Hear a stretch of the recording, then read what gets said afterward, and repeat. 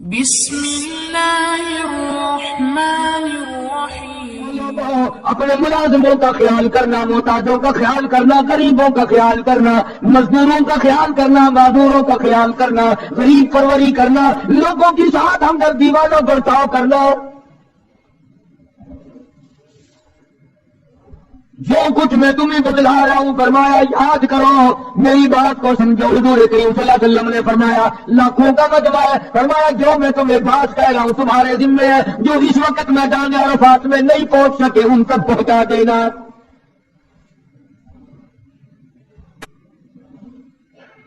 ادھر آپ نے امت کو تبلیغ فرمائی، آخری خطبہ ہے حضور کریم صلی اللہ علیہ وسلم کا، آخری خطبہ، آخری بات ہے، آخری نصیحتیں۔ ادھر قرآن کریم کی آخری آیت نازل ہوگی، الیوم اکملت لکم دینکم واتممت علیکم نعمتی ورضیت لکم الاسلام دینا۔ کالی کملی والے، آج ہم نے تمہارا دین کامل کر دیا، اسلام مکمل ہو گیا۔ حضور کریم صلی اللہ تعالیٰ علیہ وسلم نے ضروری چیزیں آخری خطبے میں ارشاد فرما دی، فرمایا لوگوں اپنی عزت کو بچانا، اپنی عزت کا خیال کرنا۔ دو چیزوں کی ضمانت آج تم مجھے دے دو، ایک چیز کی ضمانت آج میں تمہیں دے دیتا ہوں، اپنی زبان کی اجازت کو غلط نہیں استعمال کرو گے، اللہ رسول کے خلاف نہیں چلاؤ گے، اپنی نفسانی خواہشات کی ضمانت دو، اللہ اور اس کے رسول کے حکم کے خلاف نہیں برتو گے، نہیں چلاؤ گے۔ فرمایا والذی نفسی بیدی محمد، اور لوگوں اس مالک کی کائنات کی قسم میں جنت الفردوس کی تمہیں ضمانت دیتا ہوں۔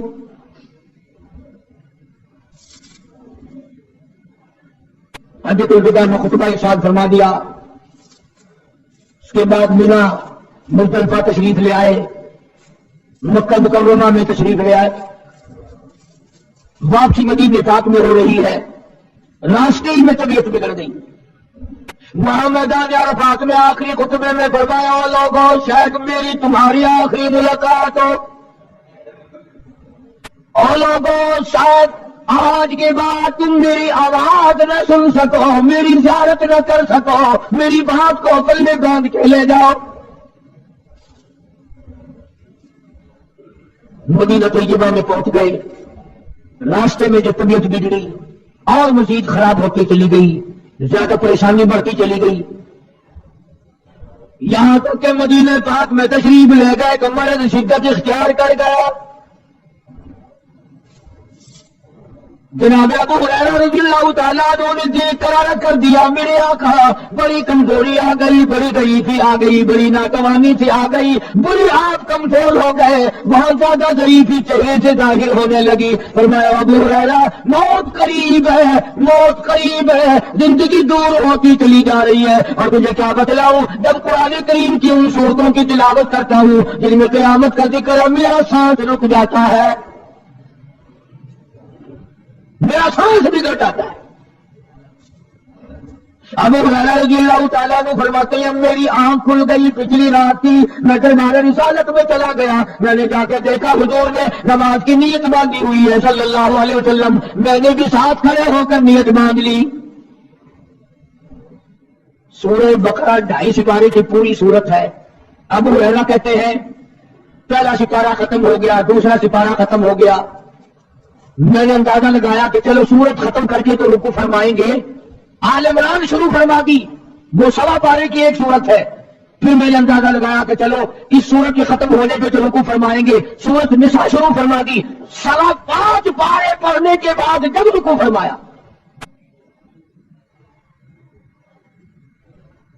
اپنا حال بھی دیکھ، اس کالی کملی والے کا حال بھی دیکھ صلی اللہ علیہ وسلم۔ ابو ہریرہ کہتے ہیں جب قرآن مجید کی تلاوت ہو رہی تھی میں پاس کھڑا ہوا تھا نماز میں، حضور کے سینے سے آگ کی جاتی تھی، مجھے یوں سانس پھولنے کی آواز آئی جیسے ہنڈی پکتی ہوئی کھولتی ہے، سانس پھول گیا۔ قرآن کریم کی تلاوت کرتے کرتے طبیعت متاثر ہو رہی ہے۔ اس قسم کی نماز پڑھتے تھے ہمارے آقا حضرت محمد رسول اللہ صلی اللہ علیہ وسلم۔ آج امت کی نمازیں اور اپنی نماز اور میری نمازیں تمہارے سامنے ہیں۔ امام الانبیاء محبوب کبریا حضرت محمد مصطفیٰ صلی اللہ تعالی علیہ وسلم کا مرض اتنا شدت اختیار کر گیا، بے ہوشی شروع ہو گئی. کبھی ہوش آ جاتا ہے، کبھی پھر بے ہوشی طاری ہو جاتی ہے، مرض بڑھتا چلا گیا. ایک روز نماز کا وقت آیا، جناب مدنی کریم صلی اللہ تعالی علیہ وسلم کے دیوانے، حضور کے پروانے، حضور کے شہدائی، حضور کے اوپر جان مال قربان کرنے والے، اولاد قربان کرنے والے، ساری زندگی قربان کرنے والے صحابہ کرام مسجد میں حیران ہیں، آج نماز کیسے پڑھیں گے، سرکار موجود نہیں. جناب عائشہ صدیقہ رضی اللہ تعالی عنہا نے، جناب فاطمہ الزہرا رضی اللہ تعالیٰ عنہ دونوں پریشان ہیں کہ مرض بڑھ گیا ہے، تکلیف زیادہ ہے. ہوش آئی آپ کو؟ فرمایا اصل الناس، کیا لوگوں نے نماز پڑھی؟ فرمایا قالوا لا بل ينتظرونك، نہیں پڑھی بلکہ آپ کا انتظار ہو رہا ہے. سارے دیوانے، سارے پروانے، سارے شہدائی، سارے جانثار، سارے غمگسار، ساری زندگی قربان کرنے والے دیواروں کے ساتھ لگے ہوئے کھڑے رو رہے، کالی کملی والے، آج اگر تیرا دیدار نہ ہوا تو ہم مر جائیں گے.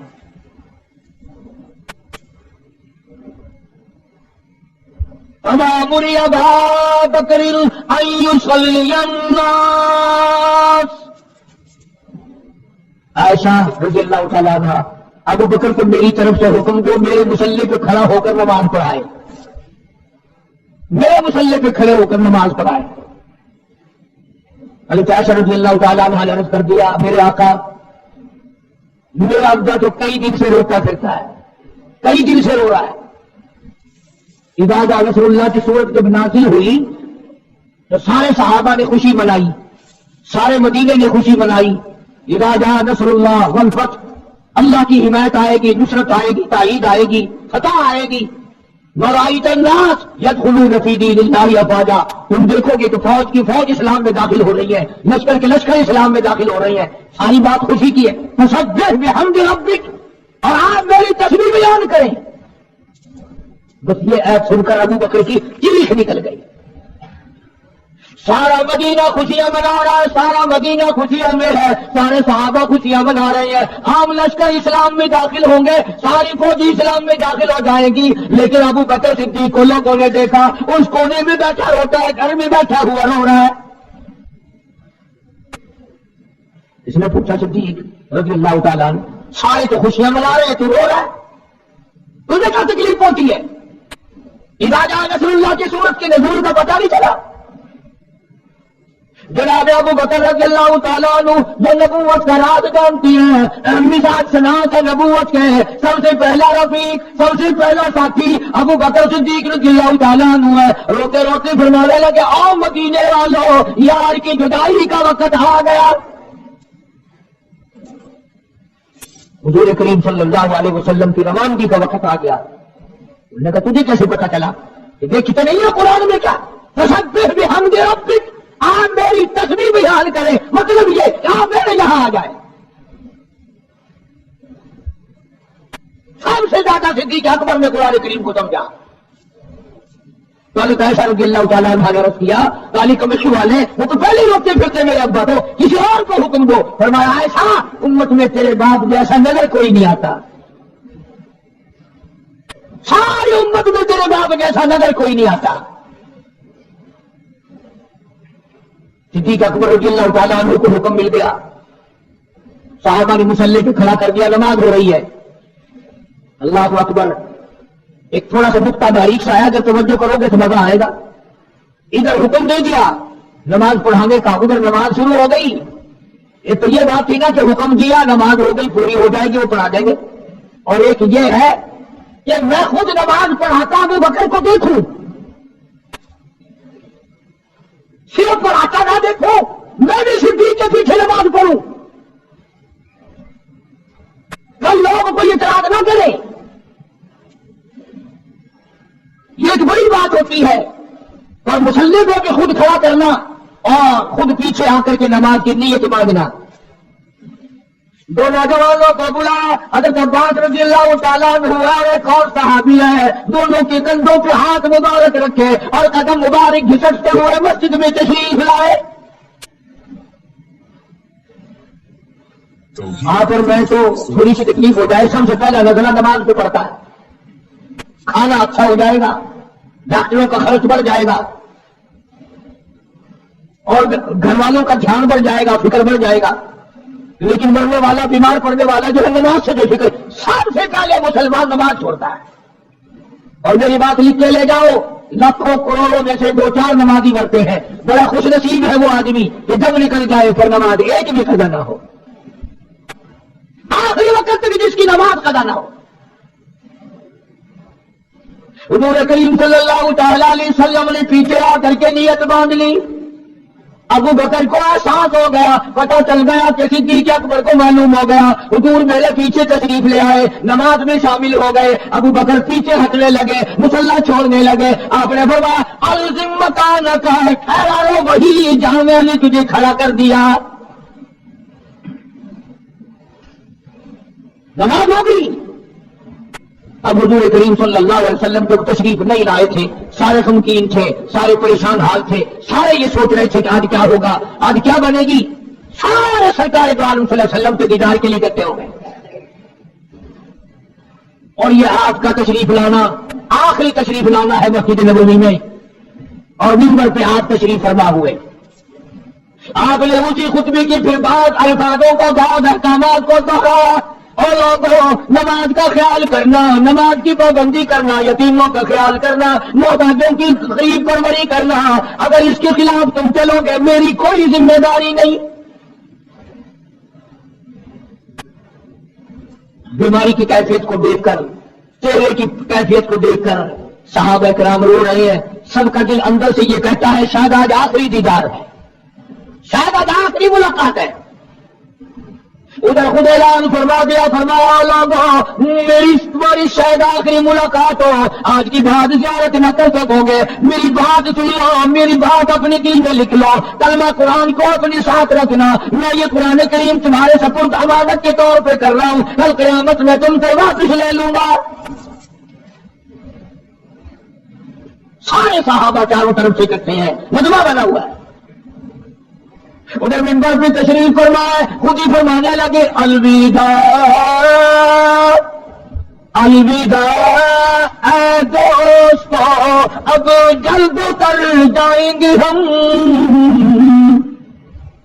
الوداع اے دوستو اب جلد اتر جائیں گے ہم، اور پھر کبھی اس دنیا کمینی میں نہیں آئیں گے ہم.